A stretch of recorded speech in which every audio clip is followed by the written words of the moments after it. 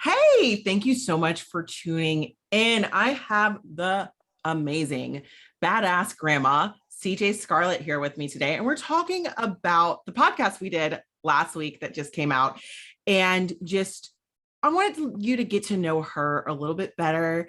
And yeah, just see the person behind the brand and everything. So thank you so much for being here today, CJ. Thanks, Olivia. I appreciate you having me. Of course. So now when writing your books, because I have one of them, she sent me this, guys. She sent me this and also a bracelet. I didn't pull the bracelet out right now, but I want you to see that. This is such a good book. And but what prompted you to write this? I wrote that after my terminal illness. When I recovered and overcame the terminal illness, I realized that what I had learned in the process of performing these acts of kindness that I talk about in our podcast interview, that I had some things to share with people that could help others who are afraid of life, of suffering, of death and dying, of relationships, anything. Yeah, There's and the message for anyone. And it is, I know it's an hour read. I haven't gotten through the whole thing, but what I have read it is helpful. You also have a few other books that are and I love you talk about this in the podcast too. You talk about how it's the same book for parents, but one's like the PG version and one's the not PG version. Last year, I published Badass Parenting and Heroic Parenting, and they're for parents of kids 0 to 9 about how to empower their children to protect and defend themselves from dangerous people and fight their way out of bad situations if they have to. And Badass Parenting they're both pretty snarky, but Badass Parenting contains a lot of profanity, whereas Heroic Parenting, the PG rated version, does not.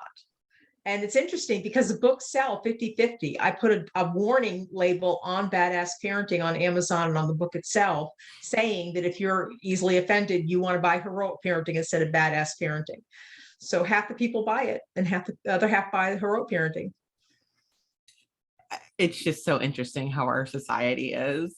I really, and like the parenting styles that are different too. I'm learning this about my husband. We don't have children yet. We will, but our views are very similar in a way. Like the baseline views, we are pretty strict. I feel like we could tell by how we like raise our dogs. But what's some advice that you would give for like new parents? Start protecting your children when they're still in diapers. By talking to them like they own their own body, by sharing bodily autonomy messages with them. When you change them, say, I'm going to change your diaper now. And as they get older, you can say things like, I'm going to change you now, but nobody touches your private parts except mommy or daddy when they're changing you, or the doctor when they have to take care of you. Things like that, just these little messages that you can start planting seeds in the child's mind that they own their body. What's interesting, though, is that children will abuse that. My 7-year-old granddaughter, who I raised this way, frequently says to me, it's my body, I can do what I want. And if I want to eat ice cream now, I will. So there's some teaching that has to go on to help her to understand the difference between body autonomy and an appropriate action. But starting your kids young, their children are capable of so much when it comes to protecting themselves that parents don't give them credit for. And you and they have a lot more power than you think to protect them. Communication is so important. Mm-hmm. And letting your children know how to properly communicate their body parts, mm-hmm. what is appropriate, what isn't terminology. Mm-hmm. Yes, teaching them things like, if anybody ever makes you feel afraid or uncomfortable, you come tell me, or tell another adult. Teaching them that they can say no. This is another one that children will try to abuse. But children are very good starting at 2 with saying the word no. And we frequently discourage them from saying that, but there are times when that's really appropriate. I was raised to never say no to anybody, to never make anyone uncomfortable, to never put anybody on the spot. And so I had no boundaries. I let, when people did things that were inappropriate to me, I didn't know that I had the right to say no, to protect myself, to defend myself. But if you raise your children with saying, you can say no if somebody makes you feel afraid or uncomfortable, and you can run away and tell another adult, the safe person. Just giving that simple message when they're young, that empowers them so much. We also talked about boundaries, because you mentioned that. We talked about boundaries a lot in the podcast also. And just, it's hard. I feel like some of these things are ingrained when you're raised a certain way. And so it's like, it might be harder for you to like have boundaries in certain situations, even though you know what you're supposed to do. Like for myself, like being I'm not a people pleaser anymore, but I definitely, like, in certain ways, it's like having to put my foot down is almost uncomfortable. But that's also like a boundary thing, you know? What are some ways that you suggest implementing boundaries? When you're teaching your children, you're also teaching yourself. And it's interesting because as I was writing Badass Parenting and Heroic Parenting and sharing my advice on these things, I realized that I still had a lot to practice in my own life. There's a thing I call Dear Abby syndrome, where it's very easy to tell other people, see other people's situations from an outside perspective and know exactly what they should do. But when you're doing the exact same thing, you can't see it for yourself. It's like the eye trying to see itself or the tongue trying to taste itself. You can't. So I call it Dear Abby syndrome. And so as I was writing this section about boundaries, physical and emotional boundaries, I realized that I still have some work to do there myself. And so I would say for anybody learning about boundaries is figure out, sit down and write them down. First, start with, and you can do this with your children. It's a wonderful exercise. Write a circle and put your name in the middle. That's the person you most trust. Then write a larger circle, draw a larger circle around it for the people in your life that you love and trust that you can go to. And for children, this is like, who are your safe people? Mom, dad, grandma, grandpa, Aunt Suki, whatever they want to put. And then you draw a larger circle of people who are acquaintances that they know. They may not know whether to trust them or not, but they don't not trust them. They're just people in their life, their teacher and their schoolmates and other people in their lives. And then on the outer circles, people you don't trust. And the reason this is such an excellent exercise to do with children is when they talk about the people they don't trust, that's a conversation starter. Why don't they trust this person? You can find out all kinds of things from just listening to your child and asking them questions. What do you feel when you're around this person? And they may share that they feel afraid or uncomfortable or that something has even happened. It's a great way to open the lines of communication with your child and to teach them about, in that moment, that they acknowledge that somebody is in that outer circle or outside the circles, to say, okay, you can say no whenever you feel uncomfortable. I will protect you from that person. It's okay for you to run away. You don't have to make this person happy. You can give them all kinds of information to gird their loins, so that when they're out in the world and they meet people who don't fit into one of those trust circles, that they know it's okay for them to have those boundaries and to defend them. That is such a good exercise. And that's the first time I've heard of an exercise like that. As far as, and getting that open line of communication to start to happen with you and your children on those subjects, because it's interesting why certain kids don't trust adults, or other people. And you can kind of see like what you may find out that somebody that you thought you could trust with your child is not comfortable with them and may have very good reason for that. And so it's an exploratory conversation where you don't ask yes and no questions. You ask open-ended questions that can't be answered with a simple yes or no, to say, for example, instead of saying, did they do something to you, which makes a child go on the defensive and feel bad and feel ashamed, to tell me more about why you feel afraid around this person, and let them share with you in an open, engaging conversation that isn't threatening and isn't shutting them down. Yeah, that's big. And we didn't quite get to talk about this aspect of it in the podcast, but if you're a parent and you're watching this, definitely check out the podcast, but also check out her links.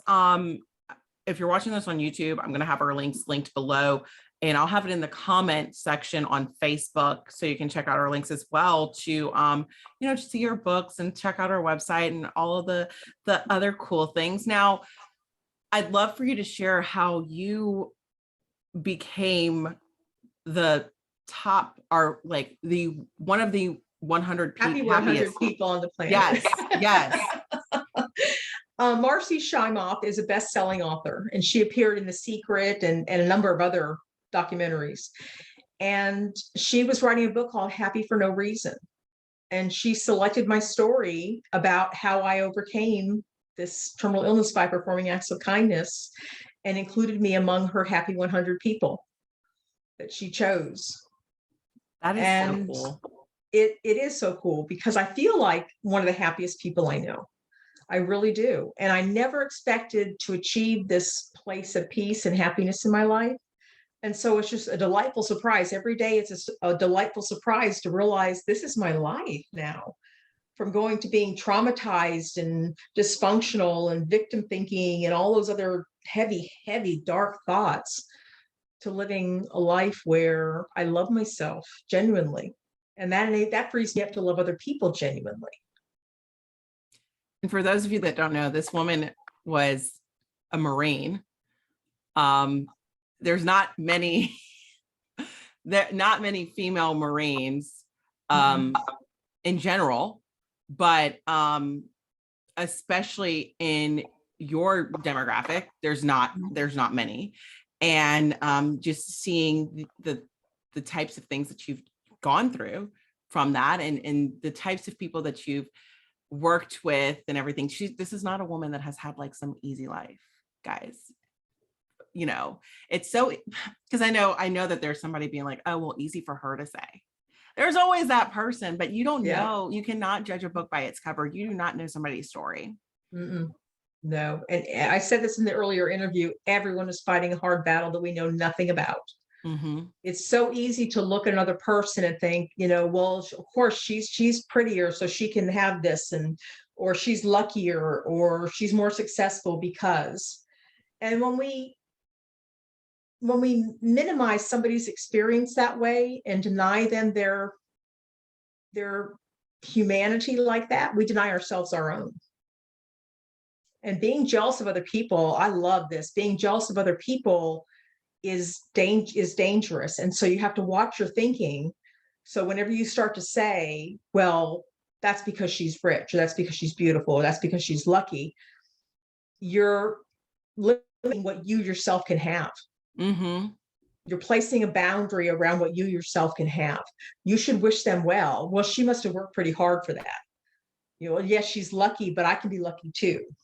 You want to open up your arms to other people's success instead of denying their success or feeling bad about their success, like it says something about you. It's not about you. It has nothing to do with you. But when you wish them well, suddenly you open your heart and your arms to those good things to happen to you too. That, and to me, and I mean, I've heard this different ways too, but it's a scarcity mindset. When you think that somebody else's joy takes away from yours, or when you think that somebody else's success takes away from yours, then yes, you, like you're saying, you limit yourself in these areas. Also, the subconscious mind can't tell if you're talking about somebody else, you're talking about yourself. So you're saying you can't have, it's really decreasing your self-worth on a subconscious level. And the more you speak like that, the less successful you're going to be. So I agree really with that. You shouldn't talk like that. Nope. And don't even think like that. I have a little trick I use when I have a negative thought enter my head, I blink and say Control-Alt-Delete, and I can make it disappear. And I just get rid of that thought. Let it evaporate like a cloud. Let it set itself on fire and dissipate into the ether, or do whatever you got to do in your mind to transform that thought from something negative into something positive, because it will work for you. It will make you a better person. It will make you feel better. It'll make you feel less bitter. So instead of being bitter, be better. This actually brings me on to a completely different question, but it's timely related to what's going on in the world right now. I know a lot of people are living in a state of they don't know how they're going to succeed. They feel like they're constantly under attack if they leave the house. There were over a dozen mass shootings this 4th of July weekend. The only reason I know was because my husband, because we don't watch the news, but my husband was like, hey, there were I saw a flag at half staff, and I was just, I don't know why. I was like, well, there was that shooting in Chicago this past weekend. And we're pretty close to there. And then I look on Google and I'm like, oh my goodness, there's wow, 30 people shot. And over and over again, it's happening. It feels like America's a big dumpster fire right now. And it's a very scary time for a lot of people. Whenever I start to feel really overwhelmed by the immensity, the enormity of the problems we're facing, I do my very best to remember that the best I have to offer the world is to be at peace with myself. If I'm not at peace with myself first, I can't help anybody else. And so my job is to be the best version of myself so that I can be there for other people and make the world a better place. So when you ask Miss America the question, what do you wish for? I wouldn't say world peace. I would say inner peace, because world peace begins with inner peace. And if people got their inner peace and their mind straight, we wouldn't have this dumpster fire going on. Yeah, we wouldn't. And I absolutely agree. It starts with us. And that's like I was saying, I don't watch the news, and it's because of that reason. Like, what is knowing all of the bad things, or a portion of the bad things, going to help me do when there are good things happening? Also, side note, we've been separated for 2 years, some of us, because of or like a year and a half or whatever, whoever chose to stay at home and really just be in their bubbles in isolation. We have been isolated on some level, right? And then we've got screens in front of us. The majority of people in the United States, because I'm going to speak from just the US problem, have access to the internet. The majority of people do. And the majority of the people that are causing these mass shootings and everything have access to electronics, right? Yeah. Well, these are situations that are causing us to, and the way algorithms work, what we focus on, we see more of, because they want to keep us on the app. And it gets darker and darker. They make it darker and darker to suck you in. Exactly. Yes. So if you're getting down a dark hole on social media or on Google or whatever, and then you're gonna see if there's an ad related to it, you're gonna pop up when you're looking into something else. And then we bring everybody together. Bring everybody together that has been divided. People have been divided over so many different things: politics, religion, gender, religion, sexuality. Yes. So many different things. And we bring them all together. Race, bring them all together and expect it to be normal. I was like, you know what? That's the thing we're going to see next. I really thought that in 2021, we were going to have more mass shootings than we did.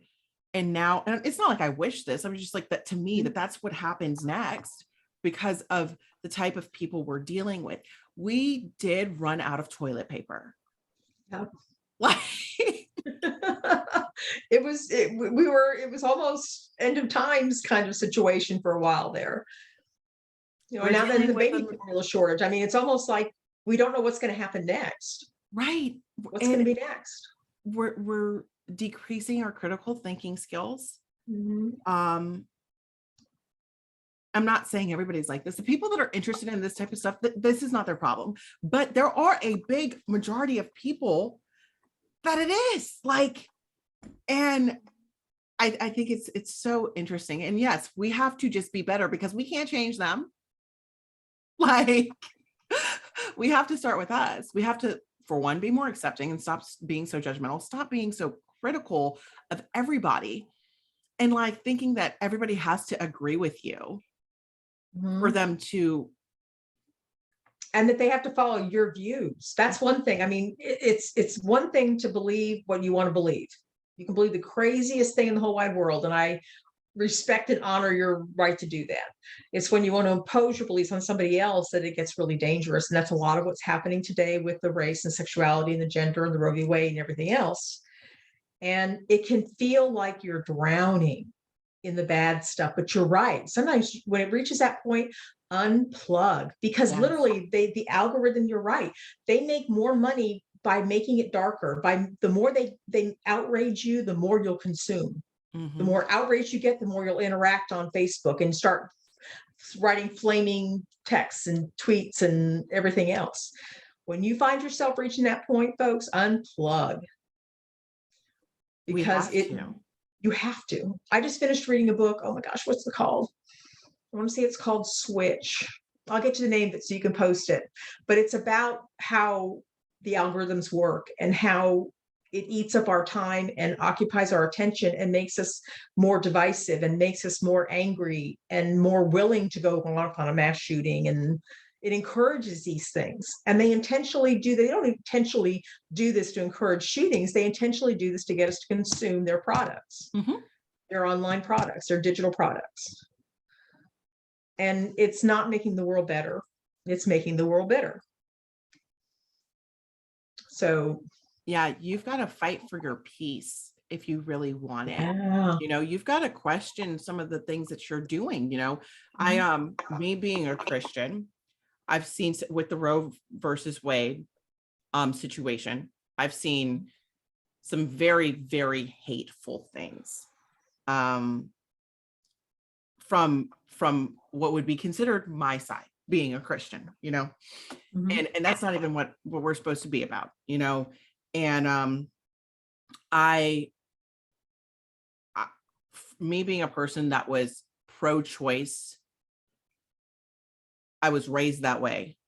Now it's a little different, but I don't think that it's necessary for everybody to know everybody's opinion with what is going on, you know, like, so I wasn't about to post a whole bunch of stuff, but then seeing, oh, well, if people believed this way, hold on. So you really expect to change somebody's belief system by being hateful.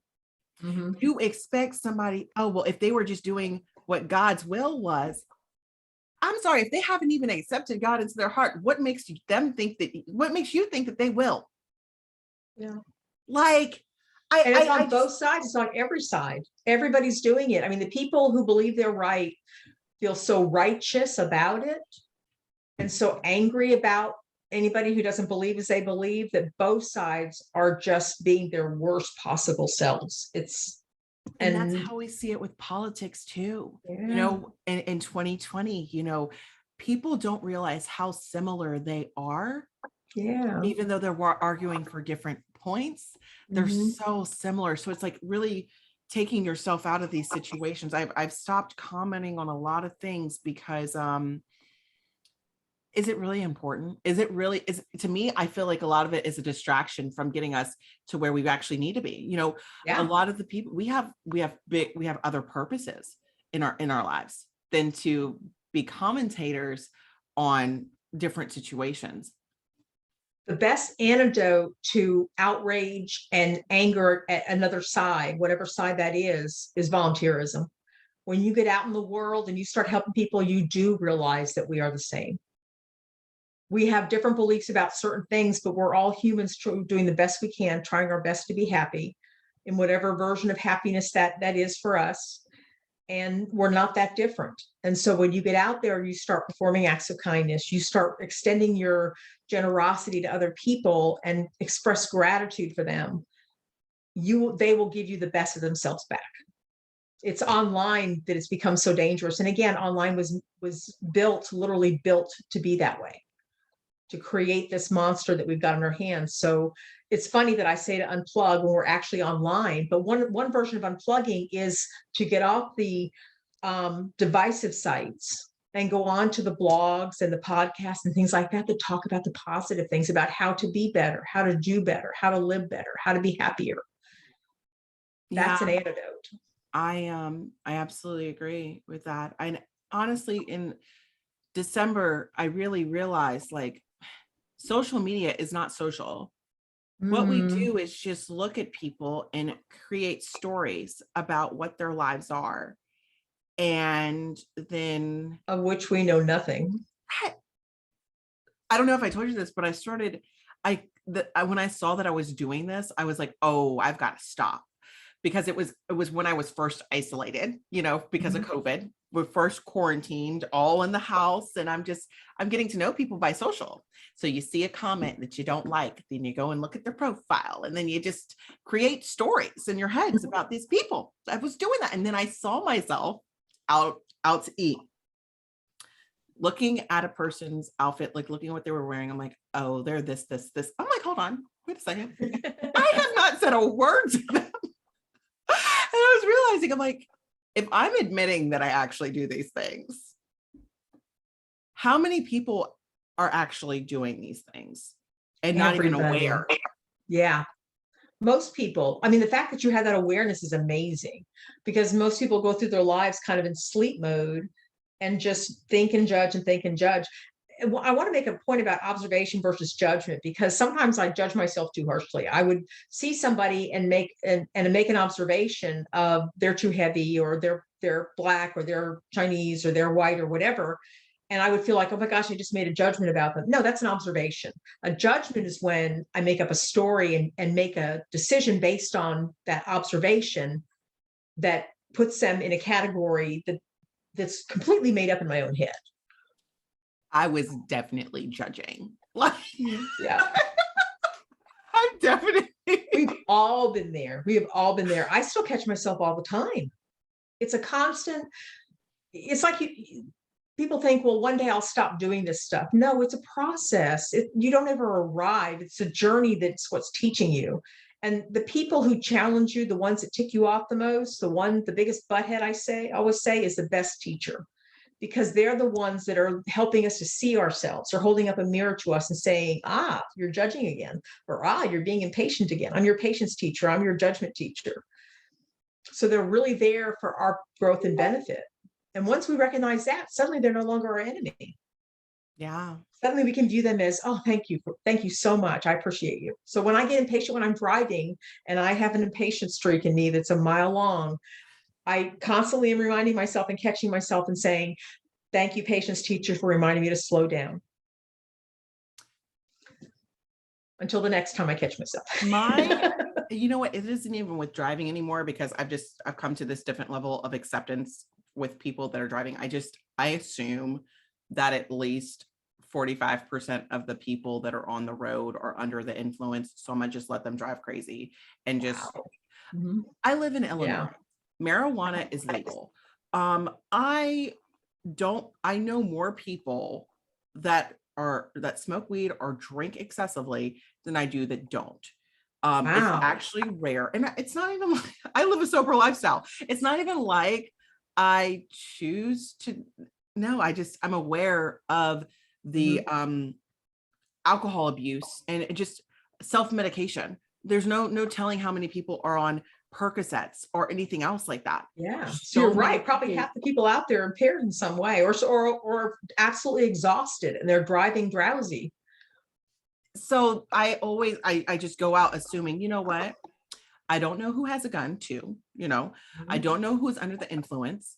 So I'm gonna just remain calm and get to my destination. My issue is recently has been poor customer service. Going to Walmart or Sam's or, a fast food restaurant or a regular restaurant, and people being, and it's because I have such a high level of customer service that I give to people. And and I just think that things should be a certain way. And I'm so about being interactional and instead of transactional, and people focused.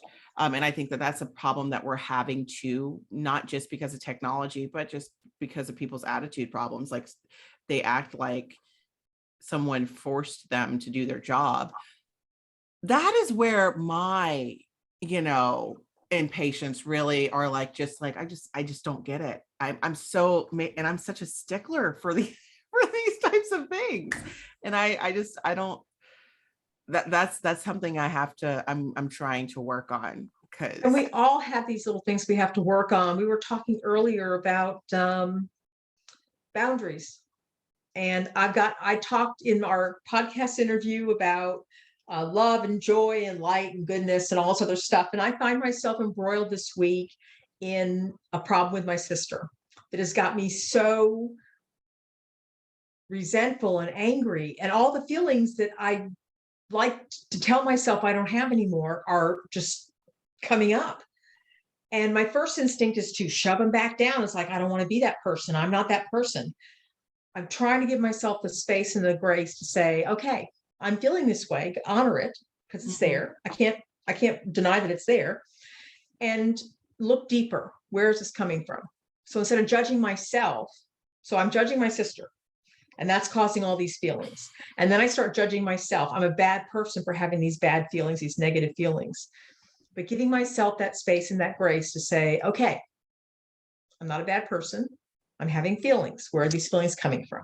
And I'm recognizing that it's my own boundary issues that I'm not applying, that I speak about, but don't always apply for myself, because I'm still learning and growing, that are causing this issue.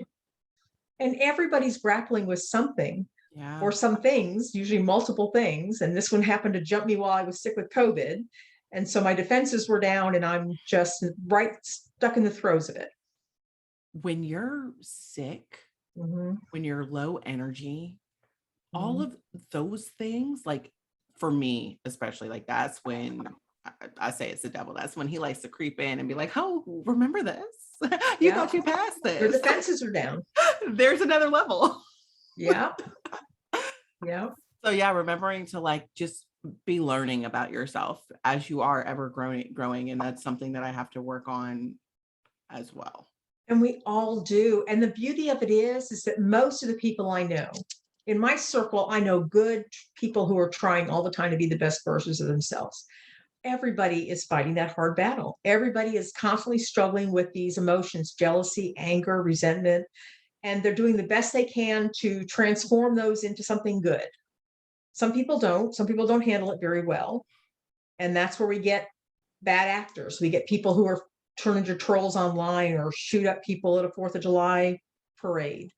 And that's unfortunate, but most people are genuinely good people who are trying the hardest they can and doing the best they can. And if we give them that space and that grace, once we can't give them space and grace if we don't give it to ourselves first. That's right. Yeah. And so making that space, I'm just keep breathing through it. And so the people who are listening to this, whatever you're dealing with, it's got you in a tizzy, breathe it in and release it. And just recognize that it is also there as a gift for you. It's also there to teach you how to become more patient. Oh my gosh, it was in Evan Almighty, I think. You saw Evan Almighty? Yeah. With Steve Carell. Wonderful movie. And at one point, Evan's wife leaves him, and she's in a bar, and God, played by Morgan Freeman, is in the bar looking like a janitor or something. And he's talking to her, and she's frustrated and she's angry at her husband and she doesn't know what to do. And I'm going to bungle this somehow, but Morgan Freeman says something to the effect of, do you think when we ask for patience, God gives us patience or something to be patient about?